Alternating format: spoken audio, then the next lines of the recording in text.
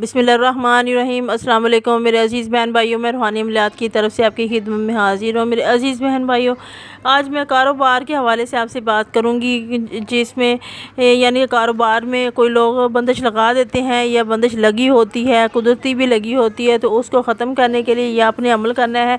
और ये अमल बहुत ही पावरफुल है। अगर किसी बंदे का रिश्ता नहीं हो रहा होता तो उसके लिए भी ये पावरफुल है। अगर किसी की नौकरी नहीं कहीं लग रही होती तो उसके लिए भी बहुत ही मुजरब है। और कारोबार की बंदिश ख़त्म करने के वास्ते ये बहुत ही वजीफ़ा जो है नहायत ही मुजरब है। इसको पढ़ने से आपकी हर बंदिश खुल जाएगी। और सिर्फ़ 500 की तादाद में है ये अमल, ज़्यादा बड़ा भी नहीं है। और 5 मिनट आपके लगेंगे तो आपने इस अमल को कर लेना है। तो जो बंदा इस वजीफ़े को जैसे जैसे पढ़ता जाएगा, इंशाअल्लाह ताला उसके कारोबार की बंदिश खुल जाएगी, उसके रिश्ते की जो रुकावट है वो ख़त्म हो जाएगी। लड़कियां भी कर सकती हैं, लड़के भी कर सकते हैं।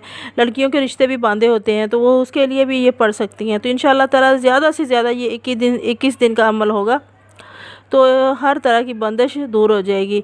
तो आपने ये करना क्या है, आपने नमाज़ की पाबंदी करनी है और फजर की नमाज में आपने ये अमल करना है। अगर फजर की नमाज में आप नहीं कर सकते तो फिर आपने इसको इशा की नमाज़ के बाद पढ़ना है। अव्वल आखिर आपने 11-11 बार दुरूद शरीफ पढ़ना है, दुरूद इब्राहिम पढ़ना है। उसके बाद आपने ये छोटी सी आयत है, छोटा सा वजीफ़ा है, इसको आपने 500 बार पढ़ना है।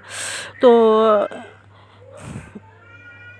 जैसे आपने पढ़ा तो इंशाअल्लाह ताला आपकी मुश्किलें आसान होना शुरू हो जाएंगी और आपकी हर बंदिश खुल जाएगी। नज़र बद होगी वो भी ख़त्म हो जाएगी। और ये बहुत ही मुजरब अमल है। बहुत